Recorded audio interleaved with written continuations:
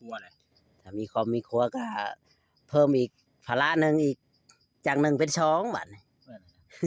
จากกินคนเดียวมีหยังก็กินบ่ได้ดิเอาเข้ามาแล้วต้องหาให้เฮากินบ่หาก็บ่ได้กินแล้วบ่ถึงว่ามีลูกมีเต้าอีกตายเพิ่มขึ้นมาอีกนี่แหละพี่น้องนั่นแหละบางสิ่งเราจึงว่าเผายังโบโซหรอกเราอะน้ำแสบผู้ชาวอยู่ไปก่อนเนาะอยู่ไปแบบ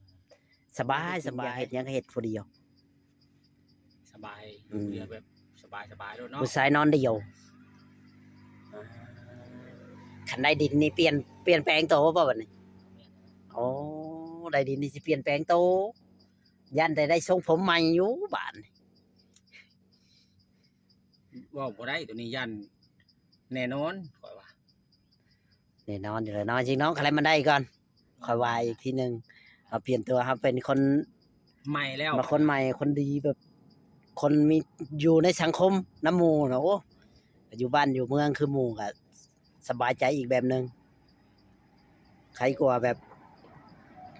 เฮาอยู่แบบสังคมอันนั้นได้ของมือนี่สังคมยังนะสังคมยังสังคมแข่งขันกันแบบใดเรื่องหาเงินหาคำนี่แล้วมือดิบ่แมนแข่งขันกันเรื่องหาเงินหาคำยังใครกว่าแข่งขันกันย่านลื่นแบบลิษยาอิสาอยู่เนาะคันแข่งขันกันแบบย่านลื่นคนนั้นเห็นคนนั้นได้ดีเห็นคนนี้ได้ดีแล้วว่านินทาว่าพวกนี้แหละก็สิบ่คักปานใดข่อยว่าแข่งขันกันหาเงินนี่ยังใครอยู่ได้บ่จอยเอ้ยคิดว่าวันข้างหน้าสิหาเงินแบบใดสิเพราะว่าทุกมื้อนี่มันก็อยู่ได้ด้วยเงินแต่ละมื้อแต่ละวันออกข้างนอกไปทางใดก็ต้องใช้ด้วยเงินใช้ด้วยเงินอย่างเดียวหายใจออกกับเงินหายใจเข้ากับเงินนะทุกมื้อนี่นะคันได้ไปทางไกลนะคันบ่มีก็บ่ได้เนาะเฮ็ดหยังคือกันต้องใช้เงินพี่น้องเอ้ยคันบ่มีแล้วก็คือว่าแหละบ่มีก็อยู่งอมๆแงมๆแบบนี้ก็บ่ได้จักสิกินหยังจักสิซื้ออยากซื้อก็บ่มีเงินก็บ่ได้คือเก่าตะกี้นี่อยากกินแต่บ่มีเงินซื้อนี่ก็บ่ได้กินเนาะอ๋อทรมานบ่ตะกี้กับตอนนี้นะกับปัจจุบันแตกต่างกันบ่แตกต่างกันแม่นอ๋อแตกเคยต่างได้กินอยู่บ่จกที่เก่าก็บ่เคยเป็นได้รสชาติได้กินนะ ก็พอกินพอไปอยู่ท้องนี่แหละ พอกินพอไปอยู่ท้องอยู่เนาะผมไปอยู่ท้องอยู่เนาะใครกว่าแบบใครกว่าเฮาบ่มีกินมันกินของเบาๆมันก็ธรรมดาเนาะธรรมดาพี่น้องเอ้ยกินของเบาๆกินของแบบของบ่เคยกินเฮาก็ได้ลิ้มลองว่ารสชาติมันแบบนั้นมันก็สินัวๆหวานๆเนาะมันก็สิเหมือนกับนมอะไรพี่น้องมื้อนี้กินยายังสิงมื้อนี้กินเม็ดบ่หรือว่ากินยาน้ำมื้อนี้กินทั้ง2-3อย่างกินทั้ง2ทั้ง3อย่างเพิ่นบอกกินได้เพิ่นบอกให้กินจักชั่วโมงกินจักชั่วโมงนี่กินตอนเช้าแล้วครับไปมากินน้ำคือ2บ่วงกินคนเดียวบ่2บ่วงน่ะโธ่บ่วงตอนนั้นหมดก็ตักบ่วงตอนนี้ต่อดึกดีจานี่เนาะบ่ได้เลิกเลยเนาะกินไปนี่แล้ว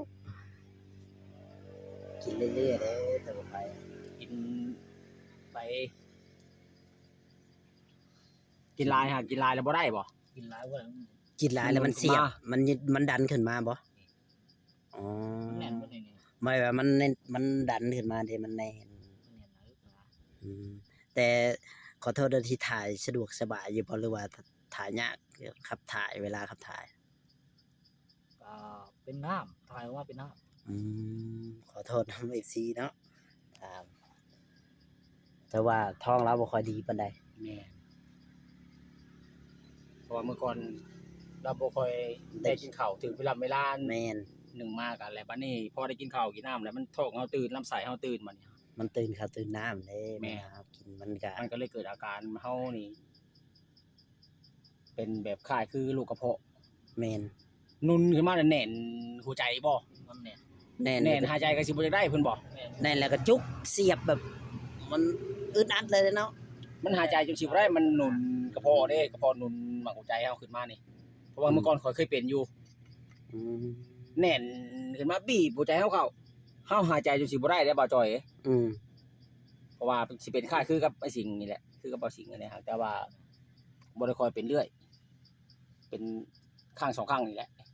เป็นโรคกระเพาะ อืม ตอนน่ะ เป็นโรคกระเพาะเป็นเนาะ มันยังในป่า จ้ะ น่ะ เป็นยังน่ะมาบ่ มาไผบ่สิ่ง มาเจ้าบ่ โอ้ยนะ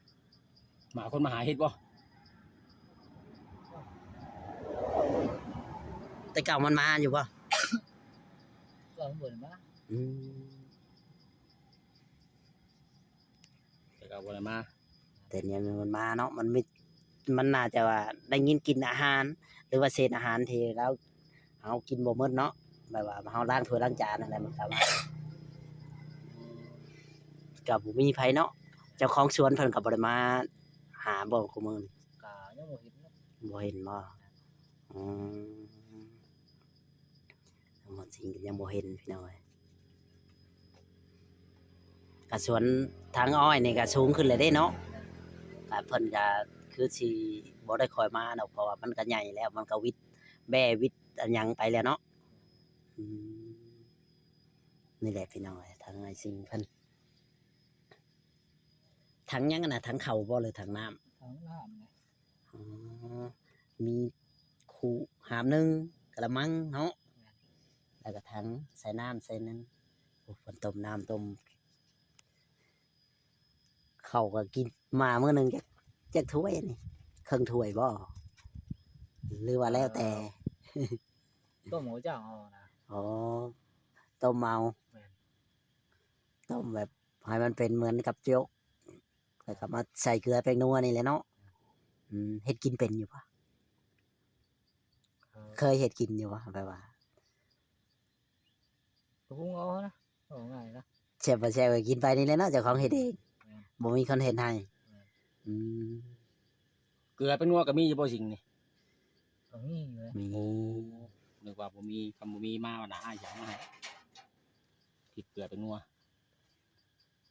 จางเข้มก็เฮาปรุงเฮาซิมเอาเองเฮาแซ่บแนวใดหั่นก็เฮ็ดแนวใดหั่นแหละบ่าวจอยสั่งถามถ้าอยู่ผู้เดียวไผสิเฮ็ดให้กินเนาะสิ่ง แม่นอะไร ต้องเฮ็ดผู้เดียวเนาะทางถามเพิ่นนี่ ยันว่าเอ็ดบ่ สิถามบ่จอยไปเฮ็ดให้ก็อยู่บ้านผู้ยามใดก็เฮ็ดกินเองแหล้วว่าเฮ็ดจังไดเฮาต้องพึ่งตัวเฮาเองหั่นแหล้ว ยันว่า เฮา ใส่เค็มกิ เฮาน อยู่ เค็ม คนเดียว ตั ถ้าว อ กับ ยู่ ไฟ สิเข้มก็บ่ใส่เกลือหลายเฮาก็ซิมแนวใดเฮาแซ่บแนวใดเฮาอยากเฮาก็กินเฮ็ดกินเองเฮานี่แหละ อืม แต่ผักจมูกนี่เราก็ยังเอามานี่เห็น เอา บ่ มากินบ่ เจ้า นี่ เคยกินบ่ ก็เคยกิน กินดิบนี่บ่เอ้าบ่ยันเบื่อบ่ เอาไว้คนเบื่อเลย ข่อยเคยกินเทื่อนึงกินกับก้อยอึ่ง เป็นจังไดรสชาติหวาน แบบ หรือว่า พอกินอยู่ เหมือนใบไม้ปกตินี่ มัน บ่ คือว่าผักอหยังอยู่ในนั่นนะ ปลาคิมิกบ่ บ่ผักคือว่าผัก พักแนว อัน เลย พูแนะนำนี่นะคือผักกันว่า ผักโฮเวฟ ตะโอบตะเอฟนี่นะผักกันนั่นนะ ผัก มัน โฮเวฟ ปอก นะ ไปแก้มซั่นแหละ อ๋อเวฟนี่นะ แม่น อืม พี่น้องเอ้ยถือว่าล้มกับเบาชิงก็ถือว่าโดนพอสมควรได้นี่ทางนี้ ค่อย นะ ค่อยสิ สิ คุ ให้ ยกั ทา บ ง เพิ่น บ่า อีก จอยโอ้เลยก็ให้บ่าจอยนั่งล้มนั่งหลีดนํทาง จักเล็กจักน้อย เบาชิงเพิ่นจะได้จักหน่อยพี่น้องเอ้ยทางเฮาก็สิขอตัวจกคลิปไว้เนาะเพราะว่า แม่น ทางไอ้สิงเพิ่นก็บ่ค่อยจะสบายท้องปานใดก็อยากให้เพิ่นพักผ่อนแน่พี่น้องเอ้ย แม่น เนาะจังไดก็มีโอกาสห แล้ น้าว เฮาสิ คันใดจะมา ถาม เยี่ยม เพิ่น มายาม เล็ก ใหม่ ๆน้อยๆเนาะ จัง คือ ได ว่า ให้ดีมีแฮงให้เช้าไว้เด้อสิงเด้อโดยสบายดีสิง เลยเนาะโอ้มียายังไงหูจักอยู่บ่ยาน่ะหืออืมเช้านี้เพิ่นมาปลุกเจ้าบ่เจ้าบ่ฮู้มื้อเลยติ บวกเลย โอ้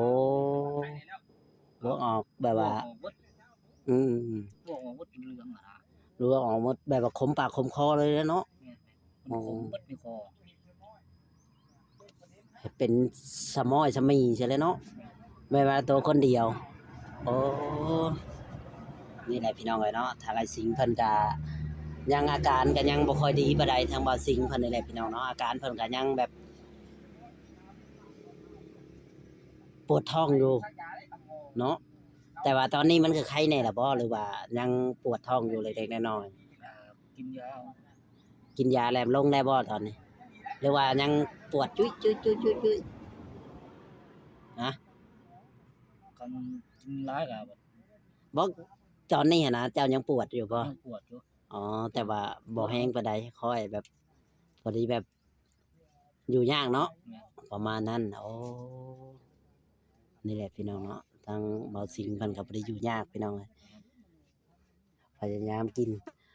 ไผนี่ก็ไต้หมดคืนหมดมื้อบ่ ไต้ปวดขึ้น อ๋อไต้หมดคืนเนาะนี่พี่น้องเพราะว่าข้าวได้กินหมดแหละยังเนาะอ๋อกินข้าวกินน้ำนั่นแหละพยายามกินเจ้าก็ได้พยายามกินข้าวให้เป็นเวลามันยังสิกินข้าวกินยาแหละให้มันเคลือบกระเพาะเจ้ามันยังสิง่ายอะเด้มันยังสิดีไว้ ตอนนี้เจ้าเป็นกระเพาะแล้วเนาะอืมนี่แหละพี่น้องเนาะเพิ่นก็ยังแบบยังแบบสลึมสลือพี่น้องก็อาการก็ยังแบบจักมื้อเลยตั้งแต่ไปหาหมอมานี่ฮะจักมื้อเลยจะไปหาหมอมาตั้งแต่มื้อนั้นน่ะ2 3ตั้งแต่ ฮะ ตั้งแต่นักวันอย่าง อ๋อมึงข่อยมาวันหยังวะข่อยมาเห็นเจ้านอนก็ปลุกเจ้าก็ตื่นก็ปึ้ง เอาไว้ได้เนี่ย พอดีเขาบ่แชนมาหลังบ่เนาะเพราะว่าข่อยมื้อนั้นข่อยปลุกเจ้าวีแต่ไปเช้าอุ้ยเราคือบ่ตีงใครบ่ได้เห็นเราผิดเอ้าอย่าแหละก็บ่รบกวนเพิ่นเพราะว่าข่อยได้เข้ามาก่อน เห็นข่อยก็บ่ฮู้เนาะว่าเป็นหยังเฮาเอิ้นบ่ตื่นเฮาก็บ่กล้าเอิ้นแหล้ว เฮาก็ย้านคือกันย้านแต่ว่าย้านว่าเจ้าเมื่อยเจ้าหยังอะนะแบบว่ามื้อนั้นมันเป็นตั้งแต่มื้อนั้นมาเนาะแต่เก่ามันก็บ่ได้เป็นแล้วว่า เอาไว้เป็น อ๋อแต่เก่ามันก็บ่ได้เป็นหยังเนาะแต่ว่ามันเป็นตั้งแต่มื้อนั้นมาแล้วก็สะม้อยสะมีใช่พี่น้อยก็เลยเฒ่าปานนี้ก็ฮู้จักว่า เราเป็นโรคกระเพาะเนาะเป็นโรคกระเพาะอย่างเดียวบ่หรือว่าเพิ่นบอกว่าเป็นอย่างอื่นนำ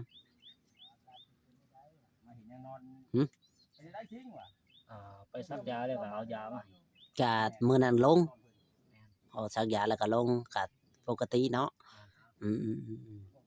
ๆซักยาแล้วเพิ่นก็ลงเพิ่นก็ว่านั้นพี่น้องเอ้ยแต่ตอนนี้ก็ยังแบบว่าอึ้งๆอังๆแบบว่าเราก็ยังปวดท้องอยู่เล็กๆน้อยๆนั่นแหละแต่ว่าก็สู้ๆนั่นแหละเป็นกำลังใจให้พยายามเจ้าก็พยายามพักผ่อนกินข้าวต้มกินข้าวให้มันตรงเวลานะมันยังสิอันนั้นเจ้ายังสิหายดีไว้ ถ้าเจ้ากินข้าวบ่ตรงเวลามันก็อาจสิยากแหน่น้อยหนึ่งนั่นแหละพี่น้องเอ้ยเนาะเพราะว่าช่วงนั้นตะกี้เราก็บ่ได้กินข้าวตรงเวลาเราก็มื้อหนึ่งกินจักเทื่อแล้วก็บ่จักเทื่อเดียวใช่บ่จักว่าเห็นบ่กินค่ำเทื่อเดียวตอนค่ำแล้วเทื่อตอนค่ำก็บ่ได้กินซ้ำ ตอนเข้าผมบ่ได้กิน ลางเทื่ออันใด แม่น อืมมันก็เลยเป็นโรคกระเพาะมันก็เลยสะม้อยสะมีแบบนี้แหละพี่น้องเอ้ยลางเทื่อมันก็บ่ได้กินข้าวกินน้ำคนมาตัวคนเดียวบ่มีมันกินเนาะจักอยากกินอยู่มันหักบ่มีแนวบ่อนเฮาสิไปกินจักสิไปหากินอยู่ไสยันว่าไปหากินอยู่วัดอยู่วาบ่แม่นบ่ เขาบ่ได้ไปได้เลย บ่ได้ไปบ่ แม่น อ๋อยันว่าไปขอกินอยู่วัดอยู่วาก็บ่ได้กินเนาะอืมๆๆๆดีแล้วจะได้หายไวๆนี่แหละให้เจ้าสู้ๆเป็นกำลังใจให้เฮาก็โอ๊ยยุงนี่แหละพี่น้องเอ้ยเนาะทางเบาสิงเพิ่นโอเคพี่น้องเนาะคลิปนี้ก็สิบ่มีหยังหลายเฮาก็สิขอจบคลิปไว้ก่อนพี่น้องเนาะถ้าผิดพลาดประการใดก็ขอโทษขออภัยนำเฮาก็ได้มาเยี่ยมมายาม เป็นกำลังใจให้เจ้าสู้ๆนั่นแหละทางเบาสิงสวัสดีและสบายดีเบาสิงโอ้ย